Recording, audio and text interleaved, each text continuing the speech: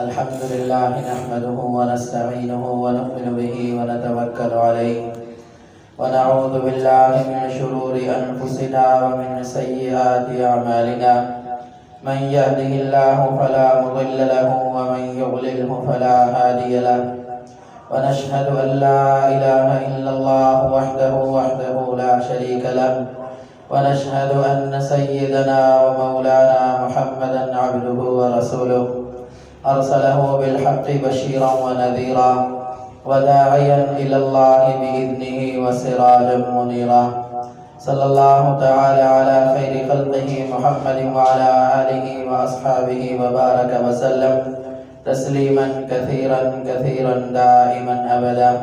أما بعد فأعوذ بالله من الشيطان الرجيم. بسم الله الرحمن الرحيم. قال الله تبارك وتعالى قل إن كنتم تحبون الله فاتبعوني يحببكم الله. وقال النبي صلى الله تعالى عليه وسلم لا يؤمن أحدكم حتى أكون أحب إليه من والده وولده والناس أجمعين أو كما قال النبي صلى الله تعالى عليه وسلم.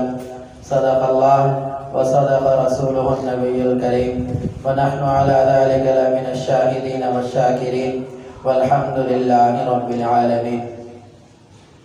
سابقہ جمعہ اس موضوع پر بات ہوئی تھی کہ اللہ تبارک و تعالی کی محبت کتنی اہم اور کتنی ضروری ہے اور انسان کی زندگی پر اللہ تبارک و تعالی کی محبت کے کیا اثرات مرتب ہوتے ہیں اور اللہ کے ساتھ محبت کے دعوے کے بعد اس محبت کے تقاضے کیا ہیں.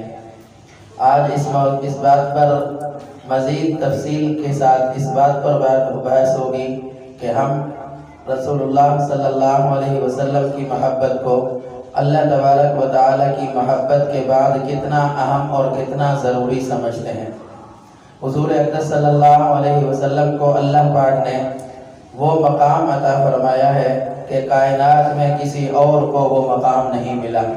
تمام انبیاء کرام علیہ السلام کی بزرگی اور برتری ایک طرف اور حضور اقدس صلی اللہ علیہ وسلم کی بزرگی اور برتری دوسری طرف. تب بھی تمام انبیاء مل کر بھی حضور اقدس صلی اللہ علیہ وسلم کی بزرگی اور برتری کا مقابلہ نہیں کر سکتے. حضرت آدم علیہ السلام سے لے کر حضرت عیسیٰ علیہ السلام تک وہ تمام انبیاء جن کا تذکرہ قرآن مجید میں تفصیل کے ساتھ ہوا اور جن کا تذکرہ نہیں ہوا، جن پر ہمیں اجمالی ایمان لانے کا حکم دیا گیا اور جن کی تفسیر ہمیں بتلائی گئی، یہ تمام انبیاء کرام علیہ السلام اپنے مرتبے اور اپنے مقام میں تمام مخلوقات سے بڑھ کر ہیں. لیکن حضور اقدس صلی اللہ علیہ وسلم کے مقام اور مرتبے کے مقابلے میں حضرت صلی اللہ علیہ وسلم کا مرتبہ ان تمام انبیاء سے اونچا ہے. حضور اقدس صلی اللہ علیہ وسلم ہمارے نبی ہیں تو ہمیں اپنے نبی پاک صلی اللہ علیہ وسلم سے کس حد اور کس درجے تک محبت کرنی چاہیے اس کو ذرا ہمیں سمجھنے کی ضرورت ہے. حضور اقدس صلی اللہ علیہ وسلم سے محبت کرنا ایمان کا لازمی حصہ اور جز ہے. جس شخص کے دل میں آقا صلی اللہ علیہ وسلم کی محبت نہیں ہے اس کا ایمان کامل نہیں ہو سکتا. آپ نے فرمایا لا یؤمن احدکم حتی اکون احب الیہ من والدہ وولدہ والناس اجمعین. فرمایا تم میں سے ہر شخص کا ایمان اس وقت تک کامل نہیں ہو سکتا جب تک کہ میری محبت اس کے دل میں اس کے بال بچوں، اس کی اولاد اور اس کی ماں باپ سے بڑھ چڑھ کر نہ ہو جائے. جب تک اس کے دل میں میری محبت اس لمٹ اس مقدار تک نہ پہنچے اس شخص کا ایمان کامل نہیں ہو سکتا.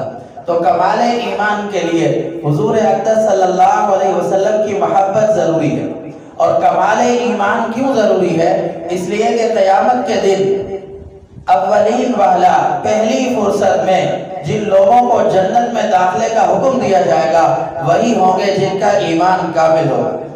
گناہوں کی وجہ سے جن کا ایمان ناقص رہ جائے گا یا اس اعلیٰ پیمانے میں فکس نہیں ہوگا ان کو پہلی فرصت میں جنت میں جانے کا حکم نہیں ملے گا، بلکہ پہلے انہیں گناہوں کی گندگیوں سے صاف کیا جائے گا تاکہ ان کا ایمان کامل ہو جائے، پھر انہیں جنت میں داخل کیا جائے. اسی طرح پر دنیا میں جب ایمان کامل ہوگا اس کا پہلا انعام قیامت کے دن اللہ پاک یوں عطا فرمائیں گے کہ جنت میں داخلہ فرما دیں گے، اور وہ بھی پہلی فرصت میں، جسے عربی میں اولین والا کہا جاتا ہے، کہ پہلی فرصت میں جنت میں داخلے کا سرٹیفکیٹ ہاتھ میں دے دیا جائے گا جب یہ محبت رسول اللہ صلی اللہ علیہ وسلم کی دل میں ہوگی۔ اب محبت کہاں سے شروع ہوتی ہے اور حضور اقدس صلی اللہ علیہ وسلم سے محبت کے تقاضے کیا ہیں؟ ہم محبت کے دعوے دار تو ہیں، ہم حضور اقدس صلی اللہ علیہ وسلم کی محبت کا دم بھی بھرتے ہیں، آیا ہم ان تقاضوں پر پورے اترتے بھی ہیں یا نہیں جو محبت کے تقاضے ہیں، جنہیں محبت کرنے کا دعویٰ کرنے کے بعد جو تقاضے ہماری طرف متوجہ ہوتے ہیں ہم ان تقاضوں کو پورا کرتے بھی ہیں یا نہیں، اسے سمجھنے اور سوچنے کی ضرورت ہے۔ پہلی بات تو یہ کہ ان تقاضوں کو علم میں لانے کی ضرورت ہے کہ ہم نے دعویٰ کر لیا کہ ہمیں حضور اقدس صلی اللہ علیہ وسلم سے محبت ہے، اب اس دعویٰ کے تقاضے کیا ہیں، یہ محبت ہم سے چاہتی کیا ہے۔ پہلی بات محبت کا تقاضا یہ ہے کہ ہم اس بات کو تسلیم کر لیں، دل و جان سے مان لیں، یقین کامل کر لیں، اپنے دل میں رچا بسا لیں کہ حضور اقدس صلی اللہ علیہ وسلم اللہ تبارک و تعالیٰ کے نبی ہیں۔ دوسرا، اس بات کو اپنے دل میں انتہائی راسخ عقیدے کے ساتھ بٹھانے کی ضرورت ہے کہ حضور اقدس صلی اللہ علیہ وسلم کو اللہ پاک نے وہ مقام اور وہ منصب عطا فرمایا ہے جو کسی اور نبی کو نہیں ملا۔ تیسرے نمبر پر حضور اقدس صلی اللہ علیہ وسلم کے متعلق جو بات اپنے دل میں رچانے اور بسانے کی ضرورت ہے وہ یہ ہے کہ حضور اقدس صلی اللہ علیہ وسلم آخری نبی ہے۔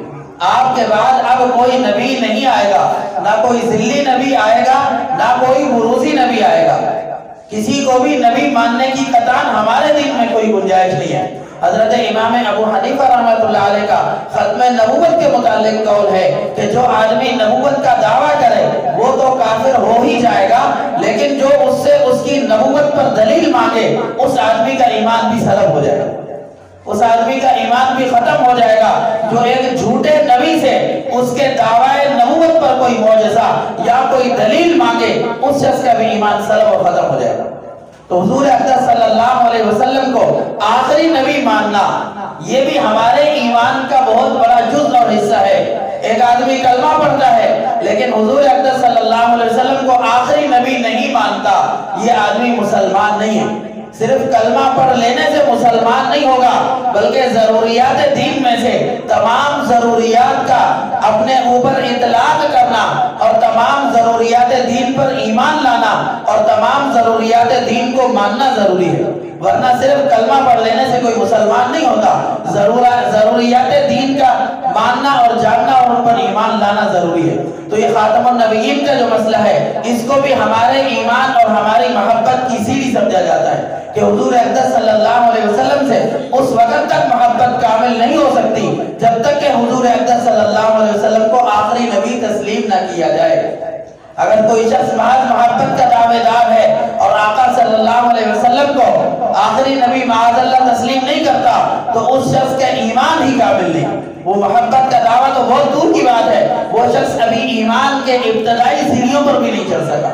تو یہ تین تقاضے ہیں محبت کے اور ان تینوں تقاضوں پر عمل کرنا انتہائی ضروری ہے۔ حضور اقدس صلی اللہ علیہ وسلم سے محبت کرنے کے لیے کن چیزوں کی ضرورت ہے، کیا چیزیں ایسی ہیں کہ انسان ان پر عمل کرے تو حضور اقدس صلی اللہ علیہ وسلم کی محبت نصیب ہو جائے۔ ان میں سے پہلی بات اور پہلی چیز جو اگر انسان کے مزاج میں آ جائے تو انسان کو رسول اللہ صلی اللہ علیہ وسلم سے محبت نصیب ہو جائے گی، اور وہ ہے حضور اقدس صلی اللہ علیہ وسلم کی سیرت کا مطالعہ۔ آپ علیہ السلام کے دن رات کیسے گزرے الحمدللہ کتابوں میں محفوظ ہیں۔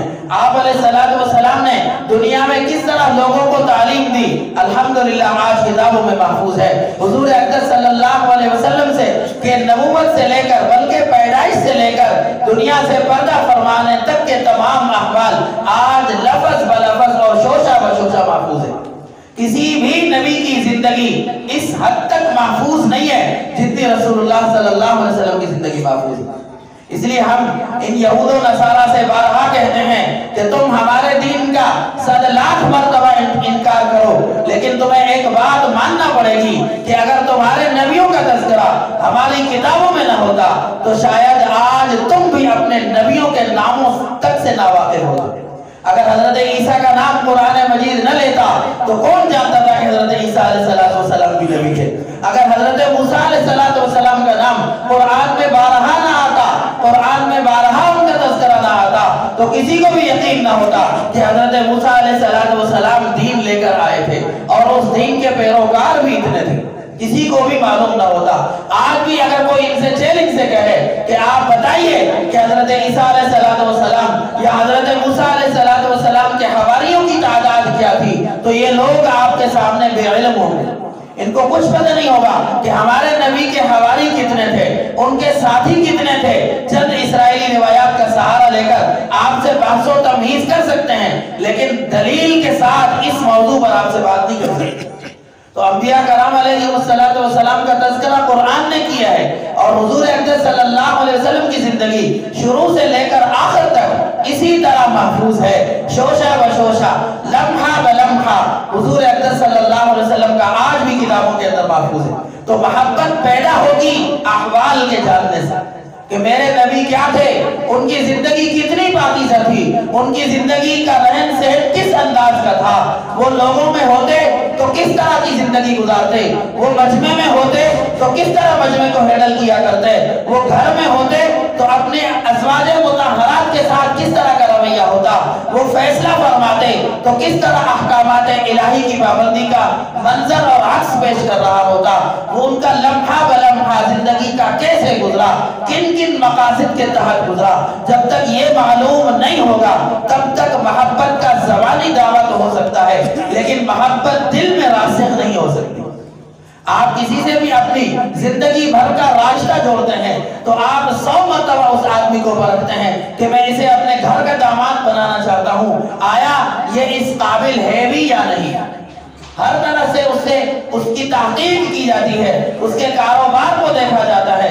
تو رسول اللہ صلی اللہ علیہ وسلم جن سے قیامت تک کا بلکہ جنت میں بھی انشاءاللہ آپ کے ساتھ ہمارا رشتہ ہوگا، تو ان کے احوال کو زیادہ جاننے اور پرکھنے کی ضرورت ہے۔ اور کتابیں بھری پڑی ہیں رسول اللہ صلی اللہ علیہ وسلم کے تذکرے سے، یہاں تک کہ ایک ایسی کتاب بھی دنیا کے اندر موجود ہے جو میرے علم میں ہے، اس کے علاوہ دیگر کتابیں بھی ہو سکتی ہیں، جو پوری کتاب سیرت پر ہے، اور اس پوری کتاب پر کوئی ایک نقطہ بھی نہیں ہے، پوری بے نقط کتاب سیرت کے اندر حضرت مولانا ولی راضی صاحب رحمۃ اللہ علیہ کی اس وقت بھی دنیا کے اندر موجود ہے، جو حضرت مولانا مفتی محمد تقی عثمانی صاحب کے بھائی ہیں، پوری ایک، اور کتاب کا نام بھی ہے حاجی عالم۔ اس کتاب کے نام پر بھی کوئی نقطہ نہیں، اور جس شخصیت پر لکھی گئی ہے محمد صلی اللہ علیہ وسلم، ان کے نام پر بھی کوئی نقطہ نہیں۔ یہ پوری کتاب غیر منقوط ہے، اس پوری کتاب کے اندر کوئی ایک نقطہ نہیں۔ ایسی دسیوں کتابیں سیرت کی موجود ہوں گی، اور آسان سیرت اگر آپ کو مطالعہ کرنی ہے تو حضرت مولانا ادریس کاندلوی صاحب رحمۃ اللہ علیہ کی سیرت مصطفیٰ 3 جلدوں کے اندر حضور اقدس صلی اللہ علیہ وسلم کے قبیلے سے لے کر آپ کی پیدائش سے لے کر آپ کی جنگوں کے غزووں کے احوال، آپ علیہ السلام کے فیصلوں کے احوال، صحابہ کے ساتھ اٹھک بیٹھک کے احوال، گھر کے اندر مستورات کے ساتھ جو تعلق آپ کا ہوتا اس کے احوال، لمحہ بلمحہ اور لحظہ بلحظہ اس کتاب کے اندر مذکور ہے۔ اس کتاب کو شروع سے آخر تک اگر مطالعہ کر لیں تو آدمی کو ایسا لگتا ہے کہ حضور اقدس صلی اللہ علیہ وسلم کی پوری زندگی گویا میرے سامنے کھلی کتاب کی مانند ہے۔ تو ان سیرت کی کتابوں کو مطالعہ کرنے سے دل میں رسول اللہ صلی اللہ علیہ وسلم کی محبت پروان چڑھے گی، آپ کی محبت میں اضافہ ہوگا، لیول بڑھے گا محبت کا جب حالات معلوم ہوں، جب احوال معلوم ہوں گے تو عمل کرنا بھی آسان ہوگا۔ اور پھر جب محبت کا ایک پیمانہ، یہ تو محبت کا تقاضا ہے کہ ہم ایسی کتابوں کا مطالعہ رکھیں جو رسول اللہ صلی اللہ علیہ وسلم کے احوال ہمارے سامنے واضح کریں۔ اب محبت کا تقاضا کیا ہے؟ پہلا تقاضا جو محبت کا ہے وہ اطاعت ہے۔ حضور اقدس صلی اللہ علیہ وسلم کے ساتھ محبت کا پہلا تقاضا اطاعت ہے۔ لیلا، مجنوں کو لیلا کے ساتھ بڑا عشق تھا، وہ ایک مرتبہ اس کے علاقے سے گزرا تو جن گھروں کے اندر لیلا رہا کرتی تھی وہاں کے در و دیوار کو چومتا اور چاٹتا چلا جا رہا تھا۔ لوگوں نے پوچھا پاگل ہو گیا ہے، دیواروں کو چوم رہے. اس نے کہا کہ وما حب الدیار شغفنا قلبی ولکن حب من سکن الدیار. ان دیواروں کے ساتھ مجھے کوئی محبت نہیں ہے, ان دیواروں کے ساتھ جو لوگ رہ کر گئے ہیں مجھے ان کے ساتھ محبت تھی, اس لیے میں اپنی محبت کا اظہار یوں کر رہا ہوں. تو محبت کی اظہار کا پہلا تقاضا اتباع ہے.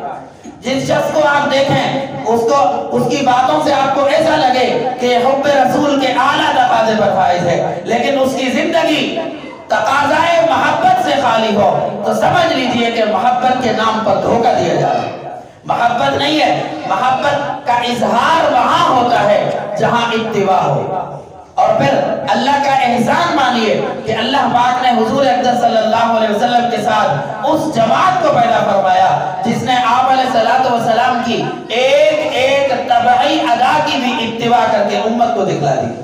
حضرت ابن عمر رضی اللہ تعالیٰ عنہ کے بارے میں آتا ہے کہ جہاں آپ رسول اللہ صلی اللہ علیہ وسلم مدینہ سے مکہ کے سفر میں جہاں کہیں آپ طبعاً یا فطرتاً بیٹھے ہیں, حضرت ابن عمر رضی اللہ تعالیٰ عنہ ان مقامات پر اپنے سفر کے دوران ضرور آرام فرمایا کرتے تھے کہ میرے نبی پاک صلی اللہ علیہ وسلم نے یہاں آرام فرمایا, میرے نبی یہاں بیٹھے تھے اس لیے میں یہاں بیٹھ رہا ہوں. ایسی جماعت اللہ پاک نے عطا فرمائی. حضرت ابو محذورہ رضی اللہ تعالی عنہ جن سے ایک اذان بھی منقول ہے, جس اذان کے اندر 4 مرتبہ اشہد ان لا الہ الا اللہ اور اشہد ان محمد رسول اللہ, جو اس وقت شوافے کا مسلک ہے کہ اذان کے کلمات 4 دفعہ ہیں, اس لیے کہ حضرت ابو محذورہ نے 4 دفعہ احادیث میں ان سے منقول ہے کہ حضور اقدس صلی اللہ علیہ وسلم نے مجھے اذان سکھلائی اور اشہد ان لا الہ الا اللہ 2 مرتبہ کہنے کے باوجود مجھے 4 مرتبہ بتلایا, اور وہ آخر تک 4 مرتبہ کہا کرتے تھے. یہی حضرت ابو محذورہ ہیں, ان کے سر پر آپ علیہ السلام نے 1 مرتبہ ہاتھ پھیرا تھا, اور جہاں آپ کا ہاتھ مبارک لگا حضرت ابو محذورہ نے زندگی بھر وہ بال نہیں کٹوائے کہ یہاں پر میرے آقا صلی اللہ علیہ وسلم کا ہاتھ لگا. تو محبت کرنے والی ایسی جماعت رسول اللہ صلی اللہ علیہ وسلم کو عطا فرمائی گئی, اور پھر ان کی محبتوں کے تذکرے ہمارے اکابرین ہمارے اسلاف نے ہم تک پہنچائے کہ محبت اگر کرنی ہے تو اس طرح کرو جیسا کہ حضرات صحابہ کرام نے کی. حضور اقدس صلی اللہ علیہ وسلم سے محبت کی اعلیٰ مثالیں اگر کسی نے قائم کی ہیں تو وہ رسول اللہ صلی اللہ علیہ وسلم کی جماعت ہے. حضور اقدس صلی اللہ علیہ وسلم کی جماعت کا تذکرہ میں اس لیے کر رہا ہوں کہ محبت کا اگر ہم چاہتے ہیں کہ آپ سے محبت کریں تو محبت کا معیار حضرات صحابہ کرام, ایمان کا معیار بھی حضرات صحابہ ہے, محبت کا معیار بھی حضرات صحابہ ہے. سلام کی مثال کا پتہ چلا کہ آپ علیہ السلام دنیا سے پردہ فرما گئے. اس وقت وہ اپنے کھیت میں ہل چلا رہے تھے. جب اعلان سنا کہ پیارے حبیب صلی اللہ علیہ وسلم نے دنیا سے پردہ فرما لیا ہے, اپنی دونوں انگلیاں اپنے کانوں کے اندر گھسیڑ دی اور اپنی آنکھوں کو بند کر دیا اور دعا کی کہ یا اللہ جن آنکھوں سے میں نبی کا دیدار کیا کرتا تھا, یا اللہ جن کانوں سے میں حضور اقدس صلی اللہ علیہ وسلم کی آواز مبارک سنا کرتا تھا, جب وہ دنیا میں نہ رہے تو اب مجھے اپنے ان آنکھوں ان کانوں کی کوئی ضرورت نہیں ہے, یا اللہ مجھ سے یہ صلاحیت واپس لے. جب آنکھیں کھولی تو نابینا ہو چکے تھے. تو محبت کی یہ مثال ان حضرات نے قائم کی ہے. ہمارے سامنے محبت کی مثالیں موجود ہیں, ہم ان کی طرح محبت کریں جنہوں نے محبت میں اپنا سب کچھ گنوا دیا. حضور اقدس صلی اللہ علیہ وسلم سے محبت کا کلمہ کیا پڑھا کہ حضور اقدس صلی اللہ علیہ وسلم کے ہو کر رہ گئے. حضرت ابو ہریرہ جن سے کم و بیش 5000 سے زیادہ روایات مروی ہیں, فرماتے ہیں کہ میں آپ علیہ السلام کی مجلس کو اس قدر لازم پکڑتا, اس قدر تھامتا کہ کئی دن بھوک کی حالت میں گزر جاتے لیکن میں آپ کے دامن کو نہ چھوڑتا.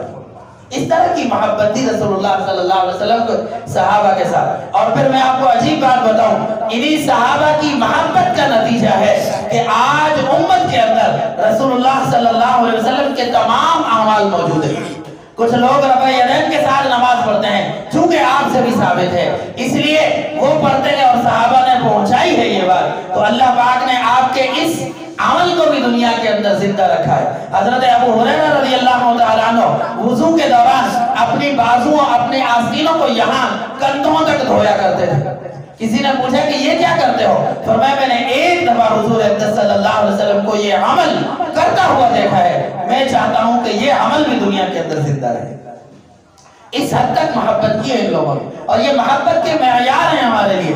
صرف محبت کا دعویٰ نہیں تھا ہماری طرح صرف زبانی جمع خرچ نہیں تھا، ان کی زندگیاں حضور اقدس صلی اللہ علیہ وسلم کی محبت کی عکاس تھی۔ نظر آتا تھا چلتی پھرتی دین کی تصویریں اگر کسی کو دیکھنی تھی تو وہ صحابہ کرام کی سیرت کا مطالعہ کرے، اندازہ ہو جائے گا کہ حضور اقدس صلی اللہ علیہ وسلم کا دین ان کی زندگیوں کے اندر بند تھا۔ اور صحابہ کرام جہاں کہیں جاتے لمبی چوڑی تقریریں نہیں فرماتے تھے، بلکہ وہ کہتے تھے کونو مثلنا، ہماری طرح ہو جاؤ، کامیاب ہو جاؤ، کیونکہ وہ دین کی تصویر ہوا کرتے تھے۔ ہم میں مجھ سمیت کوئی یہ نہیں کہہ سکتا کہ مجھ جیسے ہو جاؤ تو تم کامیاب ہو جاؤ۔ تو محبت کا پہلا تقاضا اتباع رسول ہے۔ آج ہمارے نزدیک وہ لوگ اللہ کے ولی ہیں جو پورا مہینہ نہیں نہاتے، جن کے بال بڑا گندا ہے، جن کو ضروریات دین کا علم تک نہیں ہے، وہ اف اور شف کر کے ہمیں شفائیں بھی بانٹ رہے ہوتے ہیں اور ہماری جیبیں بھی خالی کر رہے ہوتے ہیں۔ اتباع رسول کا عشق رسول کا پہلا تقاضا اتباع رسول ہے۔ اتباع رسول کے بغیر دعویٰ محض ڈھکوسلا ہے، محض زبانی جمع خرچ ہے، اس دعوے کا کوئی اعتبار نہیں، اور قیامت کے دن دعویٰ نہیں دلیل چلے گی۔ میری زندگی اللہ کے سامنے کھلی کتاب ہوگی، اس کی پوری ویڈیو چلے گی کہ یہ زندگی میں کیا کیا کرتا رہا اور کیا کیا نہیں کیا۔ وہ تمام اگر آپ علیہسلام کی اتباع کے مطابق ہوگا، آپ کی زندگی کے مطابق ہوگا تو میری کامیابی کا فیصلہ ہوگا۔ اس کی مثال آپ یوں لے لیجئے کہ پاکستان کا سکہ، پاکستان کے 100 روپے کے نوٹ کی افغانستان یا کسی اور ملک میں کوئی ویلیو نہیں ہے، اس لیے کہ سکہ یہاں کا ہے۔ تو قیامت کے دن جو سکہ چلے گا وہ اتباع رسول کا سکہ ہوگا، کوئی اور سکہ وہاں نہیں چلے گا۔ تو اتباع رسول، عشق رسول اور محبت رسول کا پہلا تقاضا ہے۔ اگر اتباع نہیں ہے، محض دعویٰ ہے، تو پھر یاد رکھیے یہ دعویٰ عمل میں کبھی بھی نہیں ڈھل سکے۔ عمل جب دعویٰ کے مطابق ہو تب بات بنتی ہے، تب کامیابی کا سرٹیفکیٹ ملتا ہے۔ تو اتباع رسول انتہائی ضروری ہے، اس کے بغیر محبت کا دعویٰ ادھورا ہے۔ ادھورے دعوے سے جان چھڑانے کے لیے اتباع رسول کو اپنی زندگی، اپنی مزاج بنانا ہو، اور اس کے لیے سیرت کا مطالعہ کرنا ہوگا، آپ علیہسلام کی احادیث کا مطالعہ کرنا ہوگا۔ احادیث کو سننا، سیرت نبویہ کو سننا محبت کے معیار کو بڑھائے گا، اور جب محبت کا معیار اونچا ہوگا تو اتنا ہی دل میں اتباع رسول کی چنگاری پھوٹے گی، اور اتنے ہی دل کے اندر اتباع رسول کی اہمیت اجاگر ہوگی۔ ہمارے دل محبت رسول سے خالی ہیں تو ہمارے جسم اتباع رسول سے خالی ہے۔ صرف زبان پر دعویٰ ہے محبت رسول کا، اس دعویٰ کو عمل میں ڈھلنے کی ضرورت ہے۔ اب وقت یہ ہے کہ ہمارا عمل حضور اقدس صلی اللہ علیہ وسلم کی سنتوں کے مطابق ہو۔ دنیا کے گستاخیوں پر ہم دل رنجیدہ ہوتا ہے ہمارا، ہمیں افسوس ہوتا ہے، لیکن اس سے ڈبل افسوس اس وقت ہونا چاہیے جب ہمارے اعمال سے ہمارے آقا صلی اللہ علیہ وسلم کی سنتوں کو توڑا جائے۔ ہمارے دل میں، ہمارے گھر میں شیشے کا گلاس ٹوٹ جائے، ہمیں غصہ آتا ہے، ہمیں تکلیف ہوتی ہے، لیکن اگر آقا صلی اللہ علیہ وسلم کی سنتوں کو توڑا جا رہا ہے تو ہمارے چہرے پر پریشانی کے آثار تک نمودار نہیں ہوتے، جبکہ الٹا ہونا چاہیے۔ دنیا کے نقصان کے مقابلے میں ہمیں آقا صلی اللہ علیہ وسلم کی سنت کو توڑنا برا لگے۔ صحابہ کرام سنتوں پر عمل کرتے تھے اس لیے کہ سنت ہے، ہم چھوڑ دیتے ہیں اس لیے کہ سنت ہے، ہم اسی لیے چھوڑ دیں کہ سنت تھی، یہ تو ہے، کیا ہوا، خیر ہے۔ صحابہ کرام سنت سمجھ کر عمل کرتے تھے، تو زندگی کچھ یوں بن جائے کہ میں جو دعویٰ ہے میرا کہ میں محبت رسول ہے، میرا یہ دعویٰ میرے عمل کے مطابق ہو جائے، اور میرا عمل میرے دعویٰ کے مطابق ہو جائے۔ یہ انتہائی ضروری ہے۔ اس لیے درخواست یہ ہے کہ ہم سب مل کر آج عزم کریں کہ انشاءاللہ اپنے عمل سے کوئی رسول اللہ صلی اللہ علیہ وسلم کی سنت کو ضائع نہیں کرے، ہم اپنے قول سے حضور اقدس صلی اللہ علیہ وسلم کی سنت کو ضائع نہیں کریں گے، ہم کسی کو سنت کا ضیاع کرتے ہوئے دیکھیں گے، اگر طاقت ہوگی تو ہاتھ سے روکیں گے، اگر نہیں تو زبان سے برا کہیں گے، اگر زبان سے بھی برا نہ کہہ سکے تو کم سے کم دل میں ضرور برا جانے گا۔ اللہ پاک ہمیں رسول اللہ صلی اللہ علیہ وسلم کی کامل اتباع اور آپ علیہ السلام کی کامل محبت نصیب فرمائے۔ وآخر دعوانا الحمدللہ رب العالمین۔